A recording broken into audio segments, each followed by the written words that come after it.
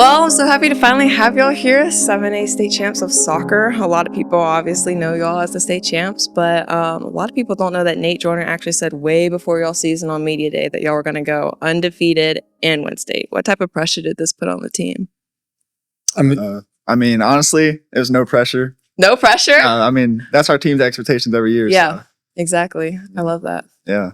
I mean, when I walked out of the press conference or the media day, I looked at him and was like, man, Nate, that's a big one to say. You know? Yeah, it's a heavy one. I felt pressure by it. Like I was like, you're putting that out there for 30 teams to play against that are going to be motivated to beat us. And I mean, as a head coach, I've never thought like it's never been important to me to go undefeated. It's just like, what's the end result, which is winning a state championship. But kind of put a target on y'all's back. Yes, that was as a head coach, that was my concern. But our team was so like they didn't handle things did not faze them. Like things that upset me, like Vestavia hanging their banner on our field before the game, like made me irate. You know, these guys were just like, no big deal, we're going to beat them. They're like whatever. So they had that confidence. Yeah, their confidence and just the coolness of like just not getting stressed out about things. Do you think that was like player built, like on their own, or did you kind of foster that confidence? God, I mean, I'd have to say it's player built because, like, I mean, usually teams.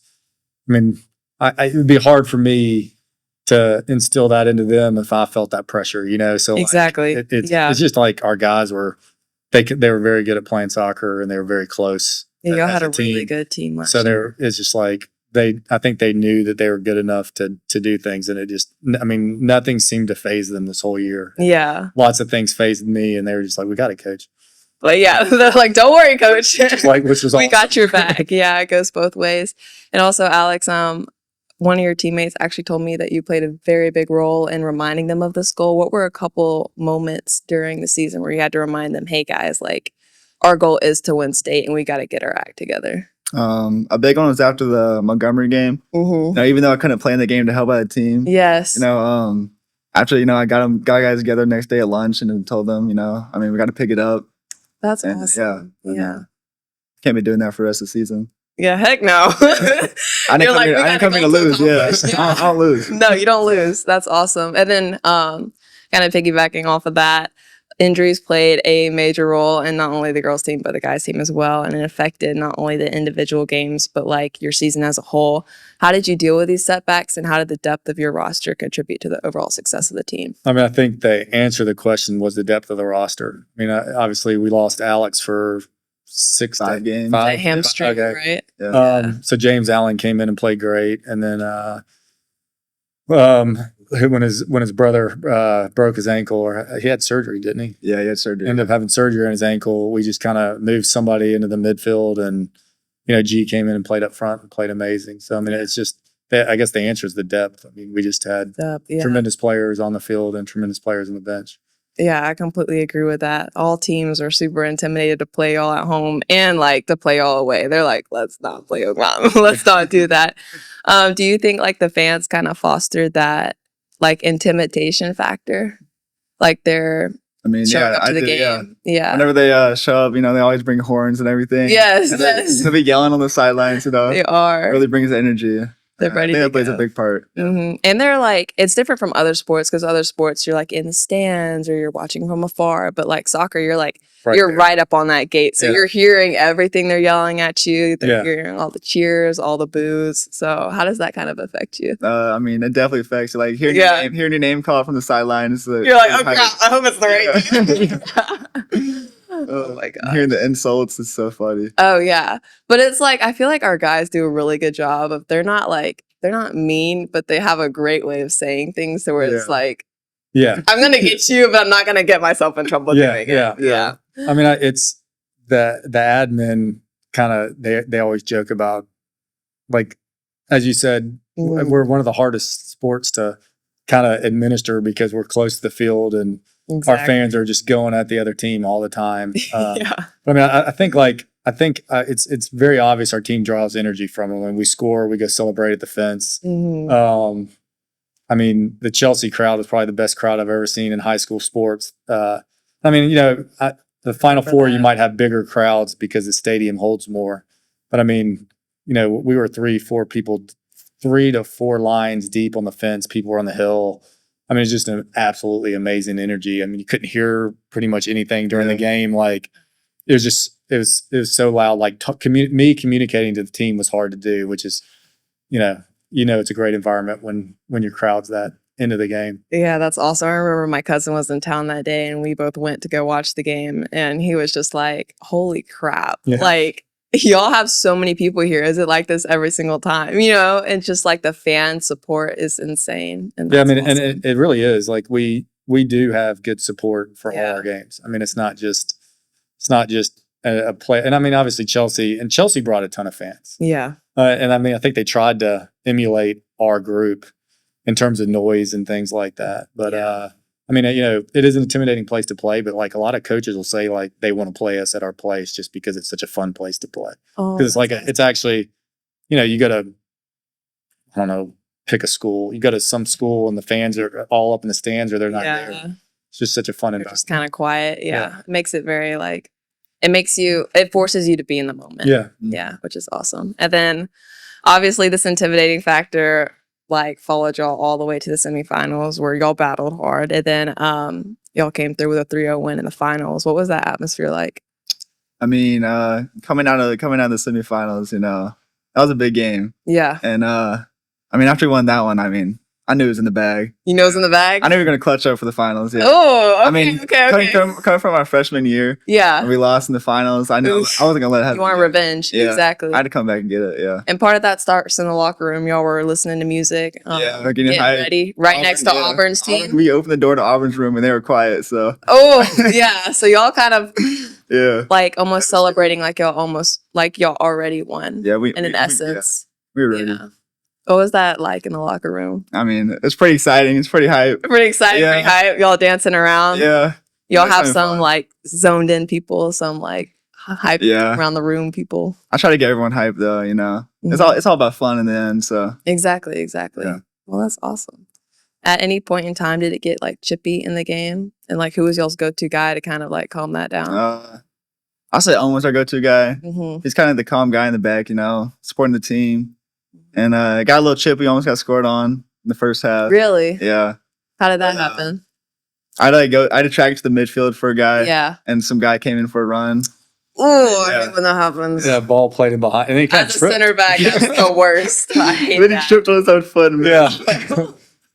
Oh, God had y'all's back right Yeah, there. we're absolutely dominating this team, and then they played this ball in. And I mean, like I even said like goal. I was like, there's no way they screwed up. Like he trips, like 20, 23, 24 yards out, and like, Oh my gosh. like you got to be kidding me. I kind of felt bad for him. Yeah, you're like, bro, this was your chance to make a name for yourself. Oh my gosh, that's so funny. But yeah, definitely a God moment. You're like, wow, okay, You're like, wow. and we're meant to be whatever, whatever. Yeah. It was a pretty cool moment. So Yeah, to kind of fall back on that too, like who was y'all's calm guy throughout the season? That kind of just, I know you're the hype guy. You're like, all right, everybody, let's go. But who kind of like settled y'all's down? And that's definitely Ohm. Yeah, I mean, yeah. What's Ohm always say when we move the ball around? He's like, calma. Calma. Come on. He does that. Like, again, going back to like we were saying before we started this, just like trying to remember some of the time. The Shelby County Reporter did a video after the semifinal and the final, and there's a picture of him. Like, I think we're on one of our water breaks. They did water breaks like halfway through the halves, and he's like he's doing that and just trying to settle guys down. I mean, we have a tremendous like we're a very possession oriented team, so like we just could keep the ball all day long if we wanted to, and that's kind of what. When things got chippy, it's just like keep the ball, pass the ball, let the ball do the running, and let them chase us and get tired. And that's kind of what we did all year long. I mean, like we knew we could keep the ball. We knew, like even teams that were good, like Montgomery Academy, they were good, but they didn't have the depth. Yeah. So like if we make them chase us, they're going to get tired. Exactly. Well, eventually, and that's like both those games. I think we won 3-0, and most of the goals were scored later in the game. Weirdly enough, we scored a lot in the very beginning of the game, or even in both those games, I think we might have scored and had one called back. We did Chelsea. We had one called back in the first 5 minutes of Chelsea, the first 5 minutes of Huntsville, maybe. Yep.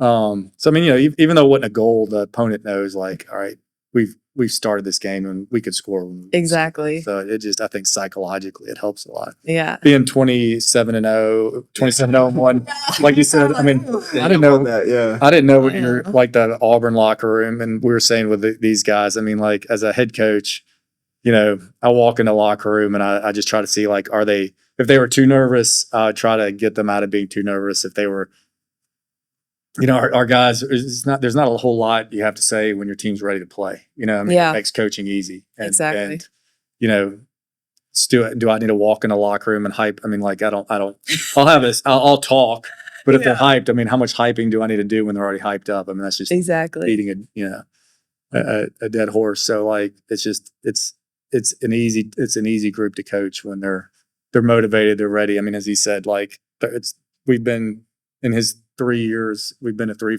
three Final Fours, 2 finals.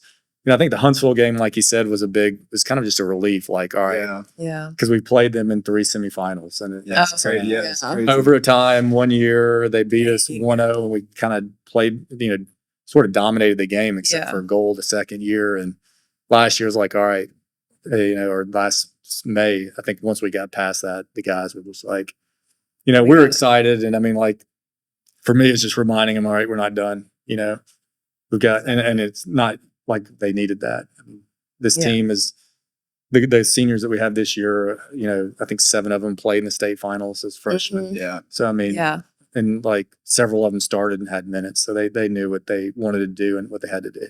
Well, that's awesome. And like kind of falling back to what you're saying is y'all lost a good bit of like highly contributive seniors. How do you think that's going to impact you this year? I mean, it's never easy replacing great players. I mean, you know, Aiden Riley, Gatorade Player of the Year finalist, you know, home 3-year captain, great leader. You know, he was one of the, I think, putting him in the back last year. He's kind of like our quarterback, you know, if you could compare sports, like putting a really good ball playing center mid in the back really helped us possess the ball better as a team. And I think that's probably one of the biggest difference we had in that year and the year before. So, I mean, it's never going to be easy. Nate Joyner, 30-something goals. It's never going to be easy to replace the guys. But, I mean, we just have we have a large group of guys coming back, and, you know, they know what it's like to be champions. You know, the hunger's still there. Our training has been incredible this fall. So, I mean, I think we have what it takes to get back to the Final Four and win another championship. Well, that's awesome. Would you say any of your goals and how you're going to accomplish them? My goals for this year are the same as last year. Okay. We're going to go undefeated, and we're going to win the state championship. Set it right here. Yeah. Let's run it back. Let's do it again. Yeah. That's awesome. Well, 100%. yeah. How are you going to foster this? How are you going to kind of cultivate your team? I mean, the cultivation part of it has been ongoing since really I got here. And, you know, it's just keeping them humble, which isn't a problem. I mean, like, you know, when you win a state championship, and when I was at John Carroll, I think we three-peated. We went a time period where we three-peated, and it's just like your biggest concern is the humility. How humble are your players going to be, and how you know how humble and how hungry, you know. And a lot of times teams win. Like Spain Park had a great team 4 or 5 years ago, and a team of juniors that won a state championship, and most of them didn't play the next year. They decided to play club. And I mean, like, that's not in our culture here at Oak Mountain. So, I mean, in terms of cultivating it, it's just like, I don't know, it's like watering a flower. I know it sounds corny, but I mean, like, our guys, like, all the work in terms of developing a culture of, you know, kids with integrity and hard work and discipline and selflessness. It's just something we've been working on for, you know, 7 years, and with this group, you know, 4 to 5 years. With I guess we've had a couple of them been in the program for 5 years now, and it's just you know, really making sure they remember that and keep doing it. And I mean, there's been no signs of complacency. I mean, it's just these are a great group of players with great families that, you know, work hard and have great personalities and love each other, and that's just it's easy to coach groups like this. That's awesome. And I know that you're building them up as players and as students, but how do you plan on building them up as men? I mean, it goes back to those core values I just mentioned. You know, for me, soccer is sports in general. It's a great tool to build character and develop good humans.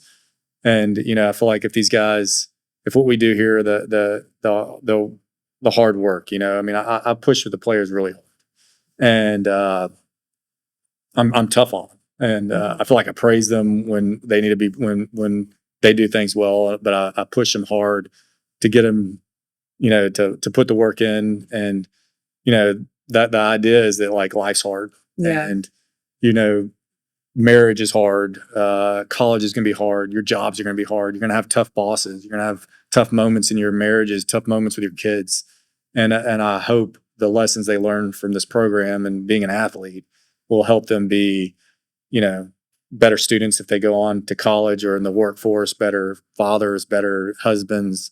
Because I mean, like teamwork and putting others above yourself to make your team that, you know, more important than you is something that's marriage. Yeah. You know, you're in a team. Your family is a team. Your job, people you work with is part of the team. So I just hope these are lessons they could take with them in life and be successful human beings. Oh, that's awesome. Well, to end off on everything, the football team does this thing called Eagle Impressions. And at the homecoming game, they all gave their jerseys, or most of them gave their jerseys to someone who left a really big impact on them. Who would be that teacher for you? I'll give my jersey to Miss Baker. Unfortunately, she retired last year, but she's a great woman. She's my food nutrition teacher. Oh, that's awesome. Yeah, she always brought a smile to class. Yeah, just really poured into y'all. Yeah. That's awesome. Well, thanks so much for coming in and talking to me. Yeah, thanks for having Giving us all the insight. That's awesome. So yeah. Congrats. Let's go. Thank you. We're done. Yeah.